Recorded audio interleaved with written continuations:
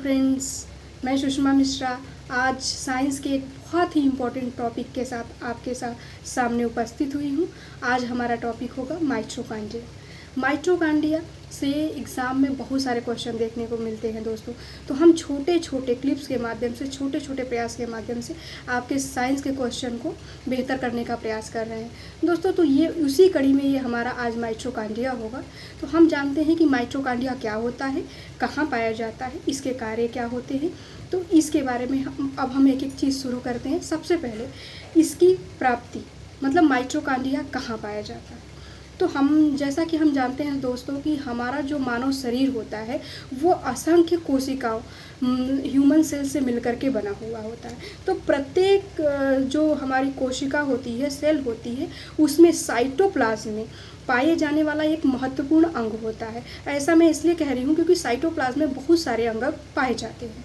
तो आज हम केवल माइटोकॉन्ड्रिया के ऊपर फोकस्ड रहेंगे। तो अब हम दूसरी बात करते हैं कि सबसे पहले इसे किस वैज्ञानिक ने खोजा। तो हम जानते हैं कि इसकी खोज किसने की। दोस्तों, कोलिकर नाम के एक वैज्ञानिक थे जिन्होंने सर्वप्रथम कीटों की मांसपेशियों में इसे देखा था।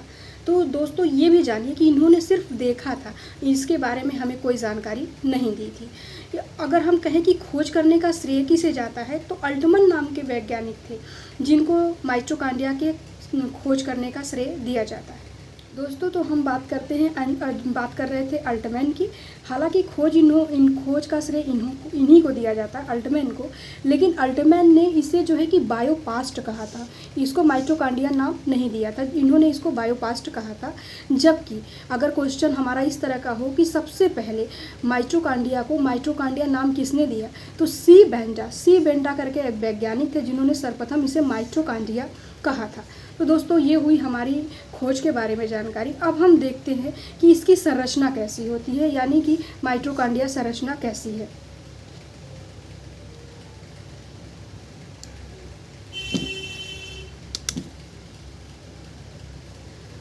तो आप इसको देख रहे हैं कि ये माइटोकॉन्ड्रिया, मतलब मैंने ये जो चित्र बनाया हुआ माइटोकॉन्ड्रिया का है। तो ये जो है ये बाहरी झिल्ली, एक इसमें बाहरी झिल्ली होती है। हालांकि इसका जो आकार होता है माइटोकॉन्ड्रिया का, ये अनियमित प्रकार का होता है, यानी ये कोई निश्चित आकार नहीं होता। फिर भी ये जो आकार दिया जाता है वो इस तरह का है। तो बाहरी झिल्ली, आउटर मेम्ब्रेन, और फिर इसके अंदर जो है एक भीतरी झिल्ली पाई जाती है।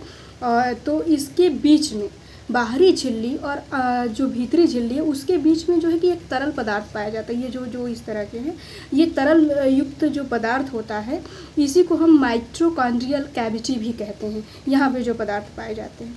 अब दोस्तों ये देख रहे होंगे कि जो ये संरचनाएं हैं, जो धसी हुई संरचनाएं हैं बीच बीच में ये वाली, तो इस धसी हुई संरचना को हम क्रिस्टी नाम देते हैं, क्रिस्टी। और इस क्रिस्टी पर कुछ कण पाए जाते हैं। इन कुछ कणों को हम ऑक्सीसोम की संज्ञा देते हैं या एफएन कण भी कहते हैं। दोस्तों जैसा कि हम आकार के बारे में पहले ही बात कर चुके थे कि माइटोकॉन्ड्रिया का जो आकार होता है अनियमित यानी कि परिवर्तनशील होता है।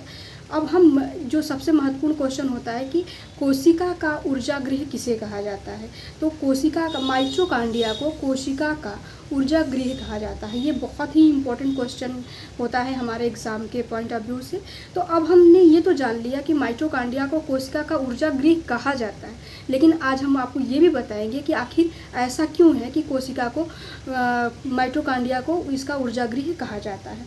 तो हम जानते हैं दोस्तों कि जब हमारा डाइजेशन होता है, डाइजेशन के बाद ग्लूकोज के अणु हमें प्राप्त होते हैं। तो ग्लूकोज जब रक्त के माध्यम से हमारे कोशिका में पहुंचता है तो ग्लूकोज को ऑक्सीजन की उपस्थिति में तोड़ा जाता है, विखंडन होता है। किसका? ग्लूकोज का, ऑक्सीजन की उपस्थिति में। और ग्लूकोज को ऑक्सीजन की उपस्थिति में तोड़ने के बाद, विखंडन के बाद हमें क्या मिलती है? हमें ऊर्जा निकलती है। आपने देखा दोस्तों कि माइटोकॉन्ड्रिया में ग्लूकोज को ऑक्सीजन की उपस्थिति में तोड़ा जाता है। कहीं कहीं यही चीज़ लिखा होता है कि ग्लूकोज के जारण भी वही विखंडन होता है। विखंडन से जो जो तत्व हमें प्राप्त होता है उसी को हम ऊर्जा कहते हैं। यह ऊर्जा हमें किस रूप में प्राप्त होती है? तो ये ऊर्जा हमें एटीपी के रूप में, एडिनोसिन ट्राईफॉस्फेट के रूप में प्राप्त होती है। जो ऊर्जा हमें तोड़ी जाती है विखंडन के बाद मिलने वाली ऊर्जा को हम एटीपी कहते हैं, और यही हमारे दैनिक जीवन में ऊर्जा का स्रोत होता है। अब दोस्तों हम ये देखते हैं कि जब एक अणु ग्लूकोज का विखंडन होता है, एक अणु ग्लूकोज के विखंडन से कुल 38 एटीपी हमें मिलता है, यानी 38 अणु एटीपी के प्राप्त होते हैं।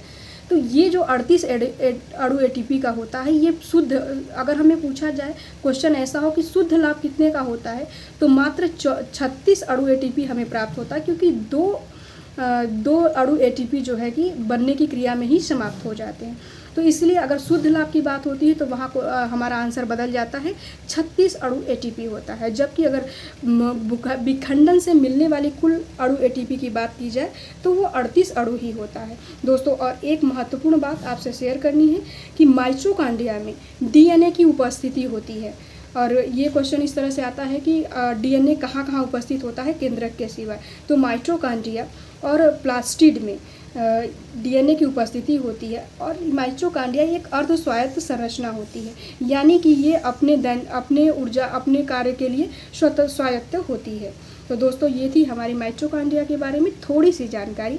अगर आपको अच्छा लगता है या आपको कोई सुझाव देना है तो कमेंट के माध्यम से हमें बताएं, और अगर हमारा प्रयास या आपको अच्छा लगता है तो प्लीज़ हमारे चैनल को लाइक और सब्सक्राइब ज़रूर कीजिएगा। Thank you.